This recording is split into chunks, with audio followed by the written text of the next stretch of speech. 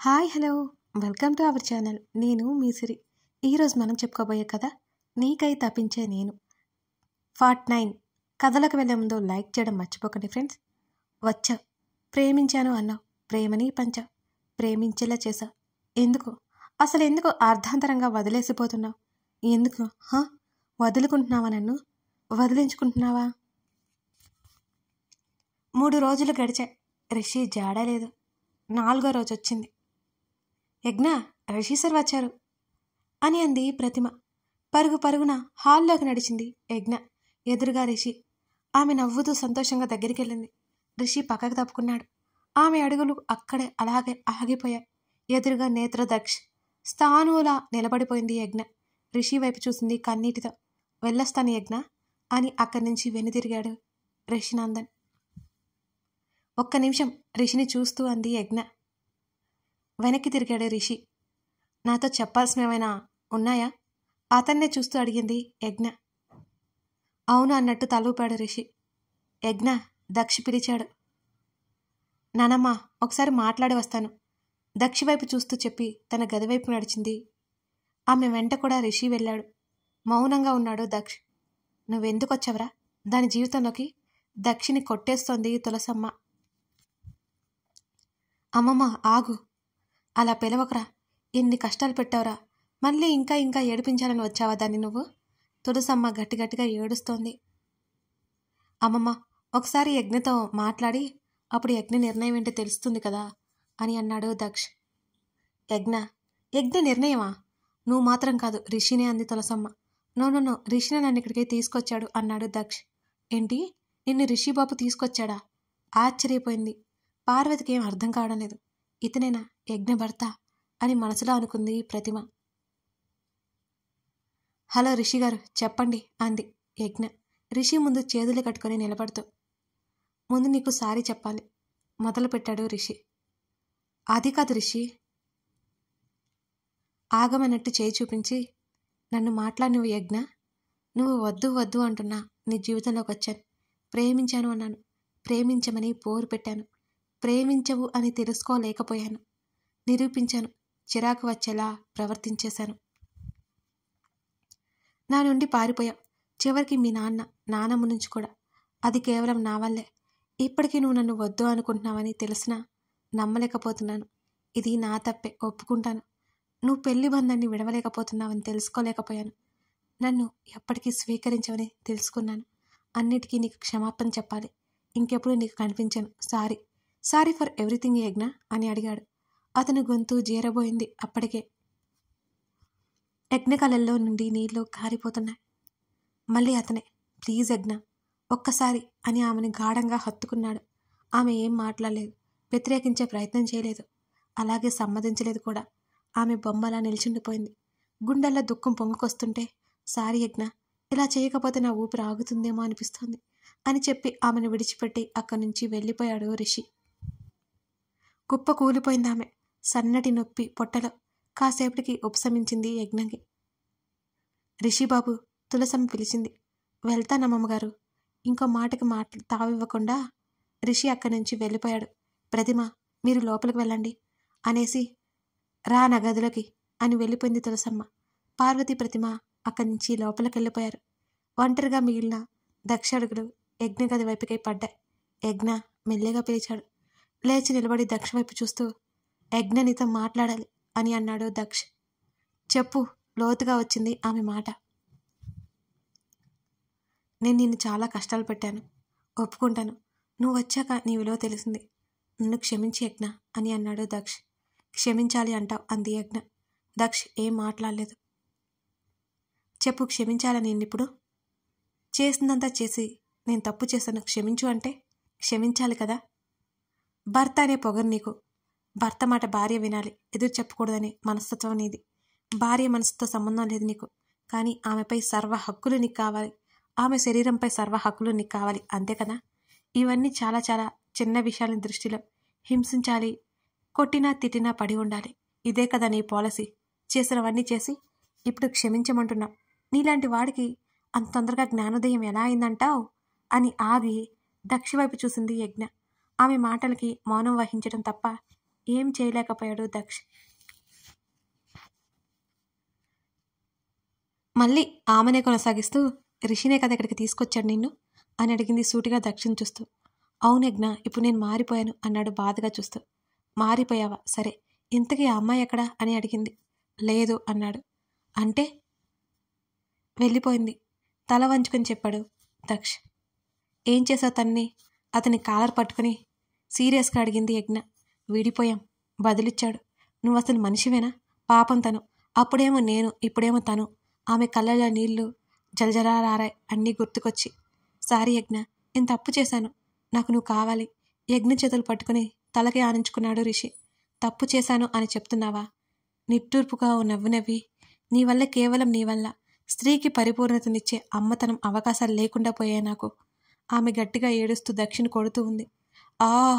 గట్టిగా ఏడుస్తూ కింద పడిపోయింది యజ్ఞ. కంగారుగా ఆమెని తట్టి లేపాడు దక్ష్. కదలిక లేకుండా పోయింది ఆమెల. దక్షికి టెన్షన్ మొదలైంది. ఆమె ఎంతకీ కదలకపోయేసరికి ఆమెను చేతుల్లోకి తీసుకొని బయటికి తీసుకొచ్చి అమ్మమ్మ అని గట్టిగా అరిచాడు దక్ష్. ఏమైందా అని తులసమ్మ కంగారుగా బయటకొచ్చింది. ఏం చేశారా దాన్ని? దక్షి చేతిలో ఉన్న యజ్ఞని చూసి కంగారు పడిపోయింది తులసమ్మ. ఏమో నాన్నమ్మ, నాకు తెలీదు, ఉన్నట్టుండి ఏడుస్తూ పడిపోయింది అని అన్నాడు దక్ష్. అసలు ఎందుకు వచ్చావురా నువ్వు ఇక్కడికి? ఇప్పుడిప్పుడే సంతోషంగా ఉంటుంది అది. ఇలా కూడా దాన్ని బ్రతకనివ్వవా నువ్వు? ఏడుస్తూ సీరియస్గా అడిగింది తులసమ్మ. అమ్మమ్మ, ముందు హాస్పిటల్కి వెళ్దాం. యజ్ఞని కారులో కూర్చోపెట్టాడు దక్ష్. రామయ్యకి ఫోన్ చేయి చెప్పింది. దక్షి ఫోన్ చేశాడు. ఏంటి బయట హడావిడిగా ఉంది అనుకుని బయటకు వచ్చింది ప్రతిమ. అప్పుడే యజ్ఞని కారులో తీసుకువెళ్తున్నారు. ఏదో జరిగిందనుకుని రిషికి వెంటనే కాల్ చేసింది ప్రతిమ. లిఫ్ట్ చేయలేదు. మళ్ళీ మళ్ళీ ప్రయత్నించింది రిషికి. ఉపయోగం లేకుండా పోయింది. రిషి సార్, ఫోన్ లిఫ్ట్ చేయండి ప్లీజ్, దేవుణ్ణి కోరుకుంటోంది ఆమె. Full traffic jam. తులసమ్మకి కంగారు పెరిగిపోయింది. దక్షు ఒకటే పనిగా హార్న్ కొడుతున్నాడు.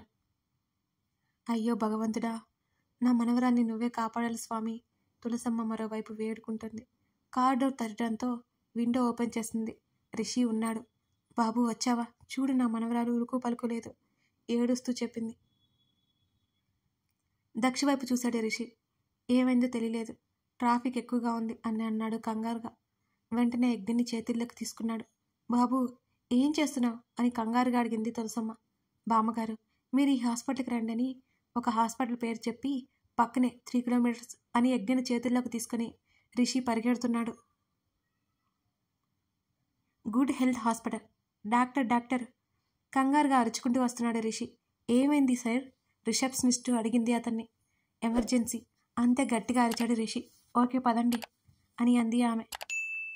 ఆఫ్టర్ సమ్ టైం రామకృష్ణ గారు, తులసమ్మ ఎమర్జెన్సీ వార్డు ముందు చైర్లో కూర్చుని ఉన్నారు. దక్ష్యమ రూమ్కి బయట నిలబడి ఉన్నాడు. రిషి రూమ్కి కొంచెం దూరంలో నిలబడి ఒక స్తంభానికి ఆనుకుని కళ్ళు మూసుకుని ఉన్నాడు. డోర్ చప్పుడవడంతో చూశాడు. డాక్టర్ గారు, నా కూతురికి ఎలా ఉంది అని అడిగాడు రామకృష్ణ. ప్రాబ్లం ఏంటి? She is fine. Stress feel అయింది, అందుకే కళ్ళు తిరిగి పడిపోయింది. కాసేపట్లో తనకి మెలకువ వస్తుంది డాక్టర్ చెప్పి అక్కడి నుంచి వెళ్ళిపోయారు.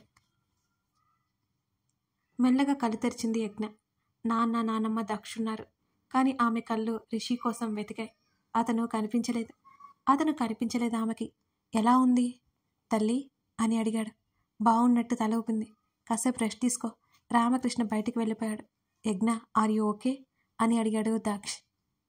నువ్వు ముందు నా కళ్ళ ముందు నుంచి పో. నువ్వు నా ముందుంటే నువ్వు చేసినవన్నీ నాకు గుర్తుకొచ్చాయి, కళ్ళ ముందే కనిపిస్తున్నాయి అని నీరసంగా చెప్పింది కోపంగానే. తర్వాత మాట్లాడతా, టేక్ కేర్, బాయ్ యజ్ఞ అని అక్కడి నుంచి వెళ్ళిపోయాడు. తల్లి, నువ్వు క్షేమమేనా అడిగింది తులసమ్మ. యజ్ఞ నుదుటిన ముద్దు పెట్టుకుందామే. పర్లేదు నానమ్మ చిన్నగా చెప్పింది యజ్ఞ. 1 గంట తర్వాత ఇంటికి తీసుకువెళ్లారు ఆమెని. యజ్ఞ ఎలా ఉంది ఇప్పుడు అని అడిగింది ప్రతిమ. ఓకేనే అని పడుకుంది.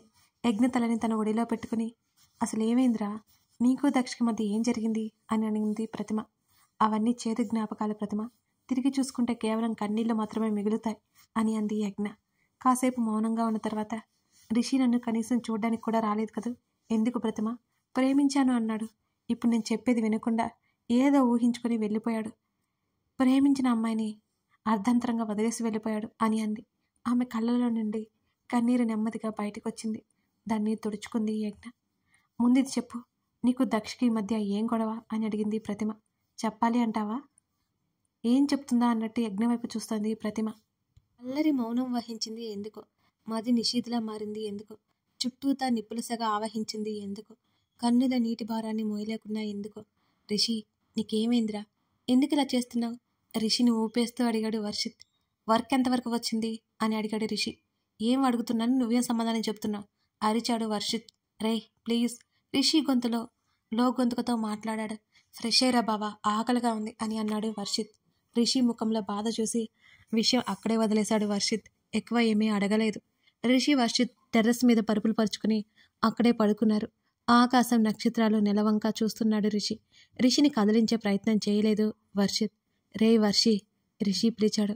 చెప్పరా అన్నాడు వర్షిత్. అందని వాటి కోసం ప్రయత్నిస్తాం. ఎందుకంటావురా? ఆకాశం వైపు చూస్తూ అడిగాడు. దేని గురించి అడుగుతున్నావురా? ఏదైనా. రిషి సమాధానం అదే. నమ్మకంతో ఎప్పటికైనా దక్కకపోతుందా అని నమ్మకంరా నవ్వాడు రిషి. అతని నవ్వులో ఏమి దాగుందో మరి. లేచి పెట్టగోడు నుంచి చూస్తున్నాడు రిషి నందన్. అంతలో అతనికి ఒక కాల్ వచ్చింది. అతని ముఖంలో కొంత ఆనందం. కాల్ లిఫ్ట్ చేసి చెవి దగ్గర పెట్టుకున్నాడు రిషి. బంధం ఉంది అనుకున్నా, కానీ బరువు అవుతానని తెలుసుకోలేకపోయాను ప్రతిమ. బాధ్యత అవుతాను అనుకున్నా, కానీ కనీసం మనిషిని ఒకదాన్ని ఉన్నానని గుర్తింపు కూడా పొందలేకపోయాను నేను. బ్రతుకంటే భయం వేసింది నాకు. బ్రతకాలి అన్న ఆశ పోయింది. ఎందుకు ఈ బ్రతుకు అనిపించింది. గమ్యం లేని పయనం ఎలా అయోమయంగా ఉంటుందో, అవకతవకలుగా ఉంటుందో నా జీవితం అలాగే ఉందప్పుడు. యజ్ఞ చెప్పేది వింటూ అసలు అర్థమవలేదు అని బిక్కమొహం వేసుకుంది ప్రతిమ. చిన్నగా నవ్వి, తలుచుకోవడానికి మధురమైన క్షణాలు కాదవి, మర్చిపోలేకున్న చేదు జ్ఞాపకాలు అని అంది యజ్ఞ నిట్టూరుస్తూ. Please cool down. అసలేం జరుగుతుంది చెప్పుమా? యజ్ఞ తల నిమురుతూ అడిగింది ప్రతిమ. ఎన్నెన్నో ఊహలతో ఆశలతో అత్తారింట్లో అడుగుపెట్టాను. నా ఆశలు అడియాసలయ్యాయి. నా ఊహలు ఊపిరాడక గాలిలో కలిసిపోయాయి. ఏ రోజు ప్రేమ నా దరిదాపుల్లో కూడా రాలేదు. భార్యనే అవుదాం అనుకున్నా, కానీ మోయలేని బరువయ్యాను నేను దక్షకి. రిషికి తులసమ్మ చెప్పింది మొత్తం చెప్పేసి మొదలుపెట్టింది యజ్ఞ. గతం ఏంటో చూద్దాం. హాల్లో ఆలోచిస్తూ కూర్చున్న యజ్ఞని చూసి, యజ్ఞ ఎంతసేపు అయింది వచ్చి? ఇంట్లోకి రాగానే హత్తుకోబోతూ అడిగాడు దక్ష్. నీకు కాల్ చేశాను కదా, అప్పుడే వచ్చాను. వెంటనే టీపాయ్ మీద ఉన్న కాఫీ కప్ దక్ష ముఖం ముందుంచింది యజ్ఞ, తనని హత్తుకొనివ్వకుండా. ఆమెను హత్తుకోబోయే ప్రమాదం ఆపేసి చిరాకుగా ఉన్న లేని నవ్వు తెచ్చుకుని, అవునా, బస్టాండ్కి నేనే వద్దామనుకున్నా. చాలా ముఖ్యమైన పని ఉన్నా, అందుకే రాలేదు. యజ్ఞ ఎంత నమ్మకంగా చెప్పాడో దక్ష్. యజ్ఞ కళ్ళు ఆశ్చర్యంతో పెద్దవైపోయాయి. వెంటనే గట్టిగా కళ్ళు మూసుకుని మామూలైపోయింది. నిజంగా అతను ఇంట్లో ఉంటే నమ్మేదేమో, కానీ అతన్ని అక్కడ చూసింది. అవునా, మరి బస్టాండ్లోనే ఉన్నావు? అతని ముఖాలలోని భావాన్ని గమనిస్తూ అడిగింది యజ్ఞ. నేనా? లేదు లేదు, నేను కాదు. నువ్వెవరిని చూసి ఎవరనుకున్నావో? కంగారుగా అన్నాడు దక్ష్. అదే బావా, నీలాగే ఉన్నాడు ఎవరో ఒక అతను అని అంది యజ్ఞ. హో గాడ్, తప్పించుకున్నాను అనుకున్నాడు మనసులో దక్ష్. ఫ్రెష్ అయ్యిరా బావా. అయ్యో, నువ్వు తినే వచ్చి ఉంటావుగా, నేను తింటాను. తినడానికి డైనింగ్ హాల్ వైపుకి వెళ్ళింది యజ్ఞ. తినలేదని చెప్పేద్దాం అనుకుని కూడా మొహమాటంగా అనిపించింది అతనికి. తన గది వైపుకి అడుగులు వేశాడు దక్ష్. దక్ష్ వెళ్ళగానే తింటున్నదల్లా ఆగిపోయింది. అన్నం ముద్ద చేతిలో నుంచి జారిపోయింది. కళ్ళ నుండి నీళ్లు చెంపల మీదుగా జారిపోతున్నాయి. చెయ్యి కడిగేసుకుని గబగబా తన గదిలోకి వెళ్ళిపోయింది యజ్ఞ. అనేక ప్రశ్నలు ఆమెని చుట్టుముట్టి చిత్రవద చేస్తున్నాయి. సమాధానం లేని ప్రశ్నలతో తల తిరిగిపోతుంది యజ్ఞకి. కాలమే సమాధానం చెప్పాలి ఆమె అనుకుంటోంది. ఆమె గట్టిగా కళ్ళు మూసుకుంది. కానీ ఎంతకీ నిద్రాదేవి నుంచి ఆహ్వానం రాలేదు ఆమెకి. ఏమేమి చేయాలనుకుని గట్టిగా కళ్ళు మూసుకుని ఎప్పటికో నిద్రపోయింది యజ్ఞ తులసి. కథ కొనసాగుతోంది. యజ్ఞకి దక్ష మీద అనుమానం మొదలైంది. మరి దక్షని ఎందుకు వదిలేసిందో తెలుసుకుందాం. కథ నచ్చితే లైక్ చేసి కామెంట్ చేయడం మర్చిపోకండి friends. Thank you for watching this video.